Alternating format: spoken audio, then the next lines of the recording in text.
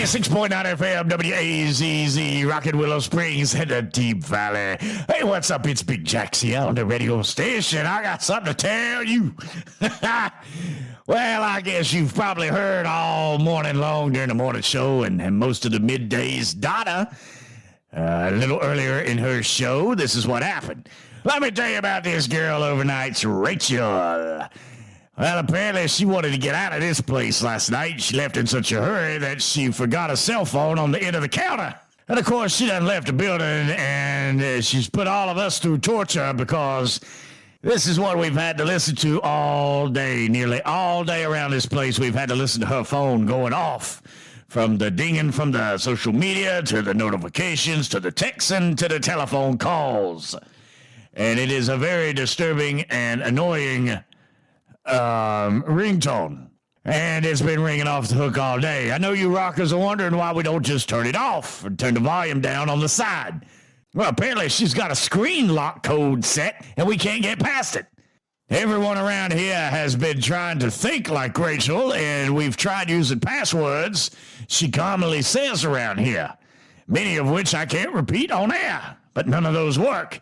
So we tried a series of numbers, including various arrangements of 969, 0969, 9690, and none of that worked. So clearly she has no pride in her job because she told me that she was tired of passwords that she can't remember.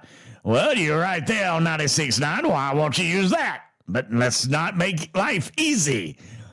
Well, it's been hard to leave it on the counter in the studio. Middays Donna said every time she cracked open the mic to tell you something, she heard it going off in the background. So Rachel's phone has been passed all over the building to get it out of the studio. It was in the office for a little while, and then it ended up in the break room for most of the day. Then lunchtime came, and some folks was in the break room and got tired of hearing it. So it ended up being moved to the ladies' room, and it was sitting on the counter next to the sink in the bathroom.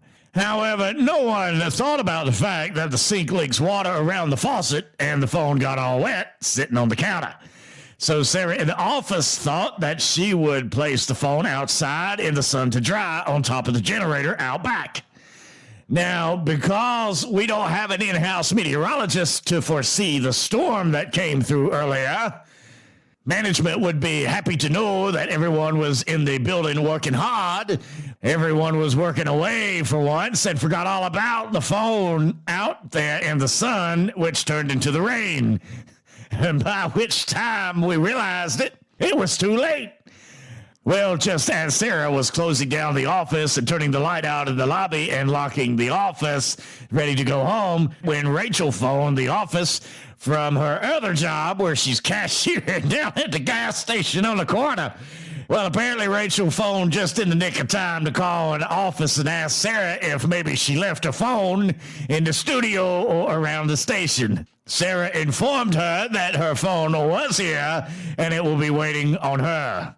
At which time Sarah jumped up out of her seat, ran down the hall, out the back door to the generator to retrieve the phone, at which time we're not sure if it was damage from the heat from the sun, the water from the sink, or the rain and hail from the storm, or maybe just the battery went dead from working all of us all morning. But now, good news, it's quiet now, and it's back on the studio counter at the end waiting on Rachel in about 2 more hours when she shows up to rock you hard 3 overnight hours. So that's the story behind Rachel's phone, and if you plan on giving her a call tonight, you might want to wait a while, give it about 2 hours to charge up, because it is dead. 96.9 FM, WAZZ. See, you don't have that problem when you have those landlines. So that's what's going on here, Rockers.